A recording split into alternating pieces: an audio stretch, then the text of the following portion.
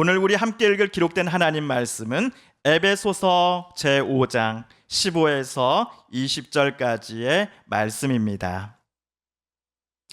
신약 315쪽경에 있는 에베소서 제5장 15에서 오늘은 20절까지의 말씀 함께 읽고 묵상합니다.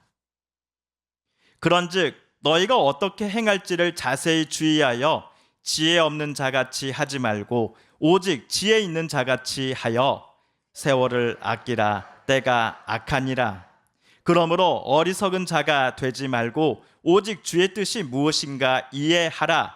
술 취하지 말라. 이는 방탕한 것이니 오직 성령으로 충만함을 받으라. 시와 찬송과 신령한 노래들로 서로 화답하며 너희의 마음으로 주께 노래하며 찬송하며 범사에 우리 주 예수 그리스도의 이름으로 항상 아버지 하나님께 감사하며 아멘.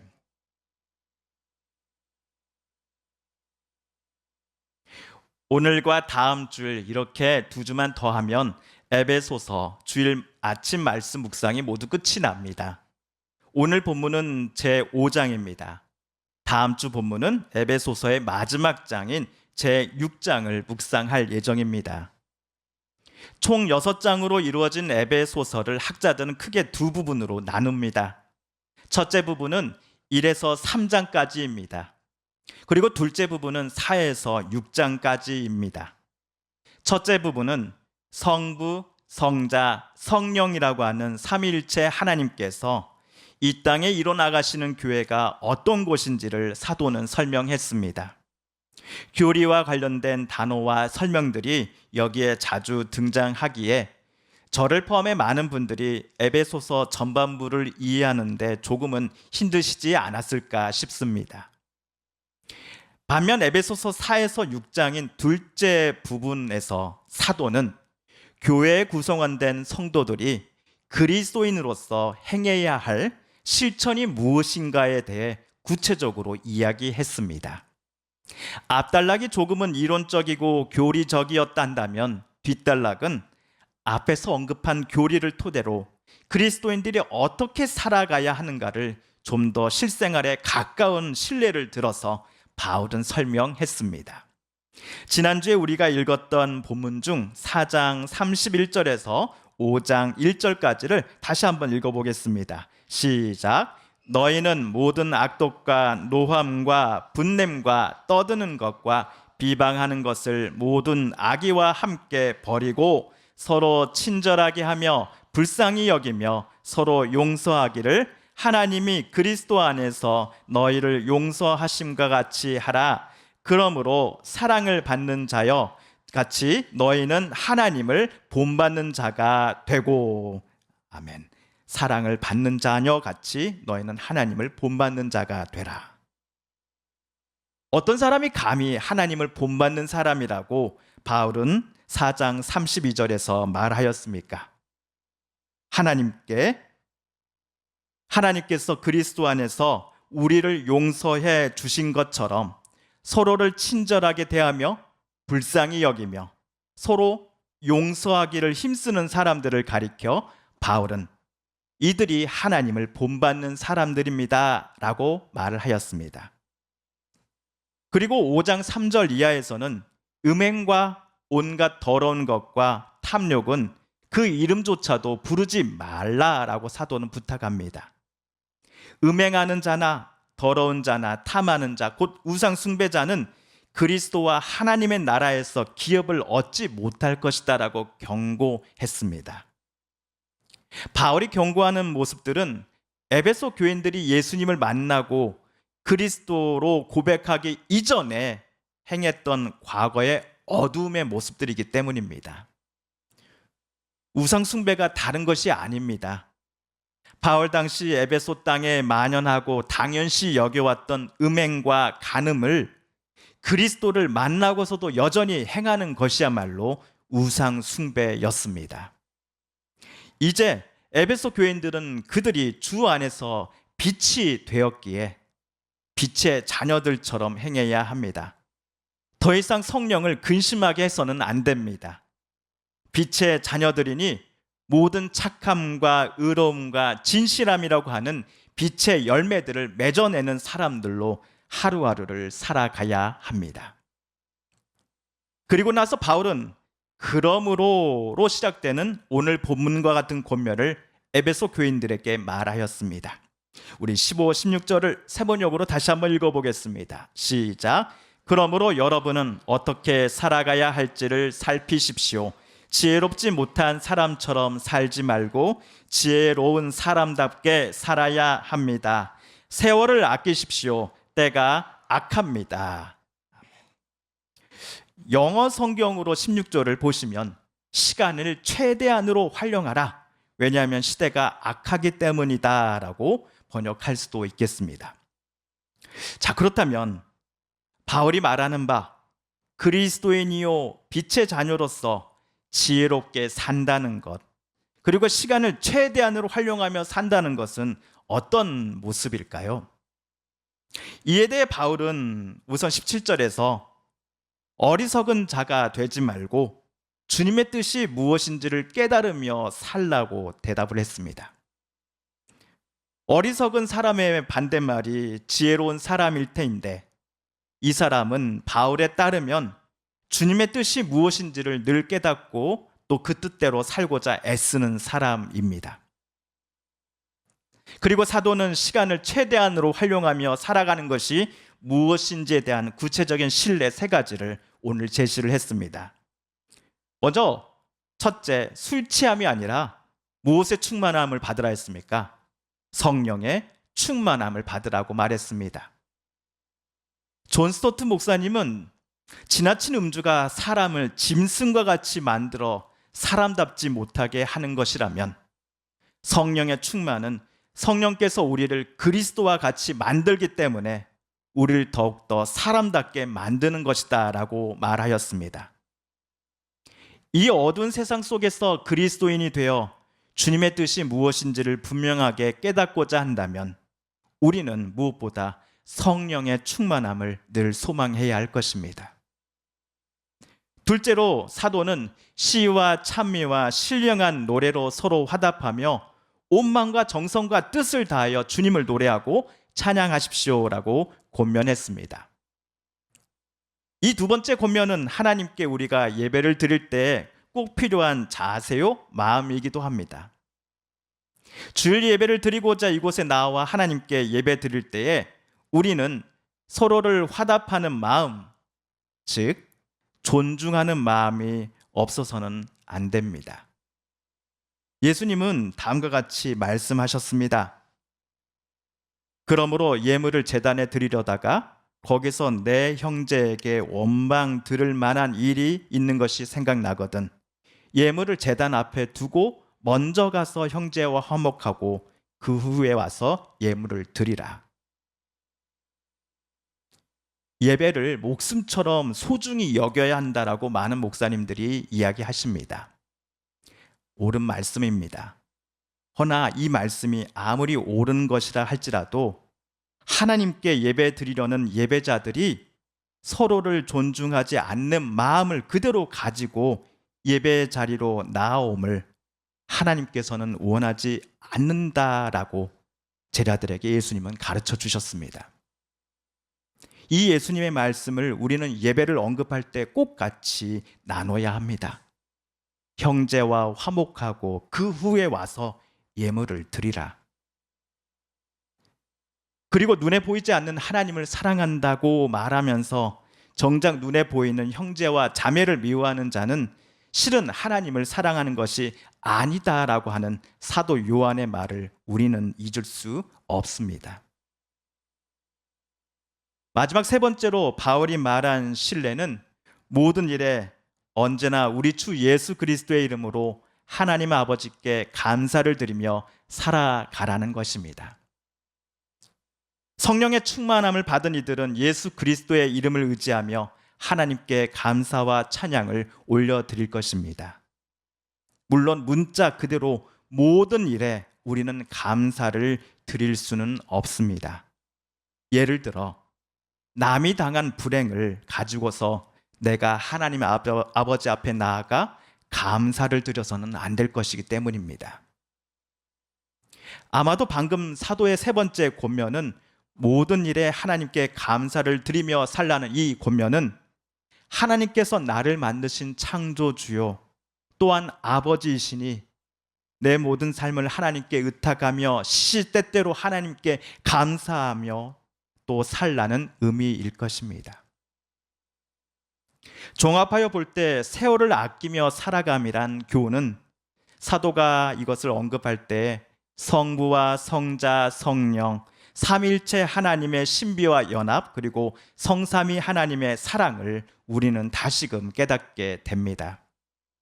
그렇다면 오늘 사도가 말하는 시간을 최대한 활용하며 지혜롭게 살라는 것이란 다름 아닌 성삼위 하나님을 우리 또한 닮아가라는 것을 말하는 것이 아닐까요? 즉 서로 사랑하며 서로를 존중하며 높이며 연합하시는 성삼위 하나님의 그 성품과 그 사랑의 태도를 하나님께서 당신의 자녀로 삼아주신 저와 여러분도 닮아가서 우리들이 내 형제를, 내 자매를, 성도를, 이웃을 사랑함이야말로 우리가 세월을 또는 시간을 지혜롭게 아끼며 살아가는 것이 아닐까요? 우리 성도님들은 지난날의 시간에 대한 추억 그리고 그때 그 시절에 대한 회한 이런 거 하면은 어떤 노래가 생각나십니까? 많은 분들이 제 또래 분들은 아 옛날이여라는 이선희의 노래를 떠올리실 겁니다. 그런데 저는 최근에 1988년도에 가수 최호섭이라는 분이 부른 세월이 가면 이란 노래의 가사가 떠오르기 시작하는 겁니다. 혹시 우리 성도님들도 세월이 가면 이란 노래를 모르시는군요. 네, 이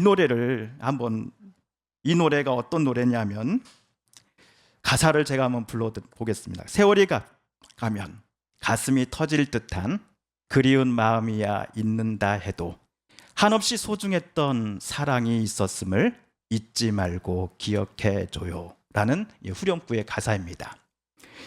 이 세월이 가면이라는 노래를 들을 때 어떤 분은 이렇게 해석을 합니다. 젊은 시절 연인이었지만 여러 사정으로 인해 헤어질 수밖에 없었던 누군가를 시간이 한참 지나서 지금 다시 떠올려 볼 때 느끼는 여러 가지 감정들을 노래에 담아 부른 것 같아요 라고 이야기합니다. 그런데 이 노래를 들을 수 있는 어떤 유튜브 채널에 달린 댓글들을 살펴보니까 이 노래가 단순히 헤어진 연인에 대한 추억을 불러일으키는 노래만은 아니었습니다. 배우자를 또는 사랑하는 부모님을 지병으로 먼저 떠나 보내신 분들이 이 노래를 들을 때에 고인과 함께했던 그 아름다운 시절을 떠올라서 눈물이 난다라고 적었습니다. 엄마 아빠가 테이프로 틀어놓곤 했던 이 노래를 들으며 자란 아이들이 지금은 성인이 되어서는 이 노래를 지금 다시 들을 때 그 시절 부모님과 함께했던 행복한 시절을 떠올리게 되었다라고 적은 이도 있었습니다. 어르신들을 뵐 때면 자주 듣는 말이 눈 깜짝할 사이에 세월이 지나버렸다라는 것일 겁니다. 뭐 한 것도 없는 것 같은데 시간만 훌쩍 지나가 버린 것 같다는 아쉬움을 내비치십니다. 안타까워하는 어르신들 앞에 저는 면전에 무슨 말씀을 드려야 할지 몰라 좌우를 돌려 고개를 천천히 돌려보니 집안에 액자에 담긴 서너 개의 사진들이 눈에 들어왔습니다. 결혼식 사진, 지금은 장성한 자녀들의 어렸을 때 모습, 어르신께서 어디론가 여행 가셨을 때 일행분들과 함께 활짝 웃으며 찍으셨던 사진 등등이 액자에 담겨져 있었습니다. 그래서 그 사진들에 대해 물어봅니다. 이 여행 사진은 언제 어디를 가셔서 찍은 거예요? 이 사진은 자녀가 몇 세 때 찍은 사진이에요? 이렇게 물으면 처음에는 주저주저 하시다가 나중에는 오순절날 방언 터지듯이 자세하게 그때의 상황을 제게 자세하게 설명해 주십니다. 사진들에 대한 어르신들의 설명을 다 듣고 나서 제가 드렸던 말은, 어르신, 지난날 세월을 참으로 멋지게 사신 것 같은데요, 진짜 부럽고 존경스럽습니다 였습니다. 아마도 오늘 예배를 하나님께 올려드리고자 이곳에 오신 우리 성도님들 모든 분들도 지나온 날의 시간들을 멋지고도 행복하게 잘 사용해 오셨던 분들이셨을 겁니다. 물론 모든 시간이 후회되는 일이 없었던 것은 아니었겠지요. 힘들었던 시간이 하나도 없었던 것도 아니었을 겁니다. 그럼에도 지금 이 자리에 우리가 그때 그 시절을 떠올리면서 잔잔한 미소를 지을 수 있는 이유는 그래도 지난날의 우리의 여정이 아름다웠기 때문은 아니었겠습니까? 누군가의 말대로 우리가 시간을 1분 1초를 쪼개가면서 단 1초도 허투루 그냥 흘려보내지 않고 나를 소위 발전시키기 위해 생산적으로만 살아왔던 것은 아니었습니다. 보는 이에 따라 나를 게으른 사람으로, 사회 통념이라는 안경으로 비춰보면서 나를 아무것도 하지 않았던 무능력한 사람으로 판단할 수도 있을 것입니다. 그러나 액자에 담긴 사진들을 통해 지나온 날들을 생각해 보니 그래도 감사하고 눈물이 글썽이게 되는 것은 우리의 인생이 누군가를 사랑했었고 나도 또한 누군가로부터 사랑받았기에 그래도 아름다운 것은 아니었을까요? 지금으로부터 7년 전 동유럽 리투아니아의 프로농구팀 잘기리스라는 팀은 그해 힘겹게 준결승전 리그에 진출을 하였습니다. 허나 첫날 경기가 잘 풀리지 않았고 결국 73대 70으로 아깝게 지고 맙니다. 경기 후 잘기리스 팀의 감독은 기자들과의 일문일답 시간을 가졌습니다. 게임에서 졌으니 감독도 기분이 그리 좋을 리 없겠지만 그래도 최대한 친절하게 기자들의 질문에 답변을 이어나갔습니다. 그런데 어떤 기자가 팀의 한 선수가, 그것도 주축 선수가 이번 경기에 출전을 포기한 것에 대해 감독에게 집요하게 따져 묻기 시작합니다. 여러분, 그 선수가, 주축 선수가 팀으로서는 매우 중요한 이 경기에 결장한 이유가 무엇인지 아십니까? 그 이유는 아내와 함께 첫째 아이의 출산에 참여하기 위해서였다 합니다. 기자는 이토록 중요한 시합에, 그것도 팀의 간판 선수가 출산 때문에 결장한다는 것이 잘 이해가 되지 않는다라고 감독에게 물었던 것이지요. 그러자 감독은 제가 그렇게 하라고 선수에게 허락했습니다라고 대답을 합니다. 그러면서 이렇게 말을 이어갑니다. 젊은 기자분도 아이를 가진다면 이해할 것입니다. 자기 아이가 태어난다는 것은 인간이 경험할 수 있는 최고의 순간입니다. 인생에서 자기의 아이의 탄생을 지켜보는 것보다 경이로운 일은 없습니다. 농구샵에서 이게 얻는 타이틀이요? 아마 내 선수는 첫 아기를 자기 품에 안고서는 지금 천국에 있는 느낌일 겁니다. 그 친구가 느낄 행복 때문에 덩달아 나도 행복합니다. 우리의 지나온 삶을 되돌아보니 죽을 만큼 힘든 시간 속에서 가족들이 힘이 되어 하루하루를 버틸 수 있었던 때가 분명 있었습니다. 너도 꼭 너 같은 아들, 딸 낳아봐야 이 엄마 마음 알 거다라는 부모님의 말을 들을 때는 못마땅한 마음에 입술이 실룩실룩 거렸건만 진짜 아이를 낳고 길러보니 그때 엄마가, 아빠가 얼마나 나 때문에 힘드셨을지를 이제서야 느끼게 됩니다. 동시에 살기가 너무나 힘들고 답답할 때에 못난 자식이지만 나를 보고서 힘을 얻고 다시 용기를 내셨을 부모님을 생각해 보게 됩니다. 저도 부모가 되어보니 그제서야 하나님께서 나를 사랑하심의 의미와 깊이를 조금씩이나마 알아가며 살아가는 것 같습니다. 또한 지혜 있는 자같이 세월을 아끼며 살아가는 것이 무엇인지를 부모가 되어서야 조금씩 알게 되는 것 같습니다.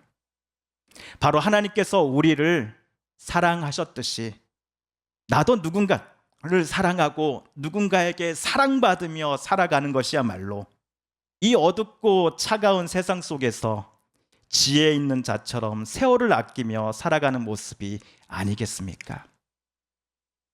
내 가족도 사랑하기가 어려운 때가 있는데 내 가족도 아닌 이들을 진심으로 사랑한다는 것은 절대로 쉬운 일이 아닙니다. 그렇기에 우리는 더더욱 성령 하나님으로 충만해야 합니다. 성도 여러분, 이 어두운 세상 속에서 성령의 충만함을 받아 늘 그리스도 예수의 이름을 힘입어 하나님의 임재 앞에 우리 담대히 나아가십시다. 성삼위일체 하나님께서 서로를 사랑하시며 겸손히 섬기시고 또 서로를 존중하셨듯이 우리 또한 하나님을 본받아 누군가를 매 순간 사랑하고 섬기며 존중하며 살아가십시다.